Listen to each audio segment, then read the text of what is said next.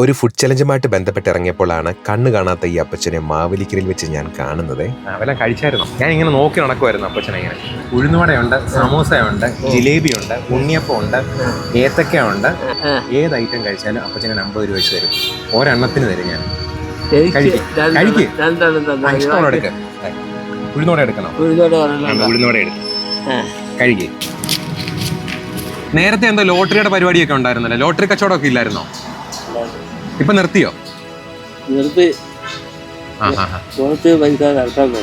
നഷ്ടം വന്നു ലോട്ടറിയിൽ അല്ലേ? പിന്നെ ടിക്കറ്റ് എടുക്കാൻ പൈസ ഇല്ലതായി.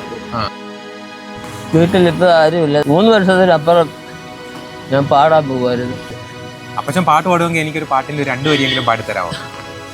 പാടിത്തരാം. നമുക്ക് അപ്പച്ചന്റെ പാട്ടൊന്ന് കേൾക്കാം കേട്ടോ.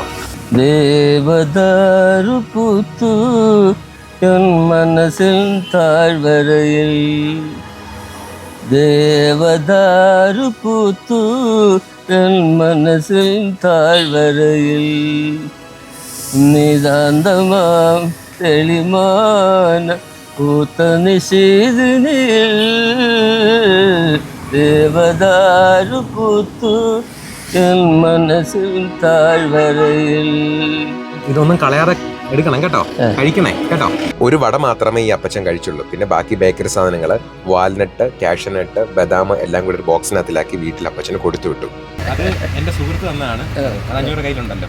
ഇത് ബാക്കി തരാൻ 500 രൂപ ബാക്കിയാണ് കയ്യിൽ. ഇത് അപ്പച്ചൻ കൈ വെച്ചു കേട്ടോ. ഇത് 50ന്റെ നോട്ടാണ്. ഇത് ഓരോന്ന് കഴിക്കുന്നവർക്ക് കൊടുക്കാൻ വേണ്ടി വെച്ചിരുന്നതാണ്. പൈസ സൂക്ഷിച്ചോണേ വെച്ചോണം കേട്ടോ. ഒന്നും ആവത്തില്ലെന്നറിയാം, എങ്കിലും ചലഞ്ചിന്റെ 500ഉം മറ്റേ 500 1000 രൂപ അപ്പച്ചന്റെ കൊടുത്തു.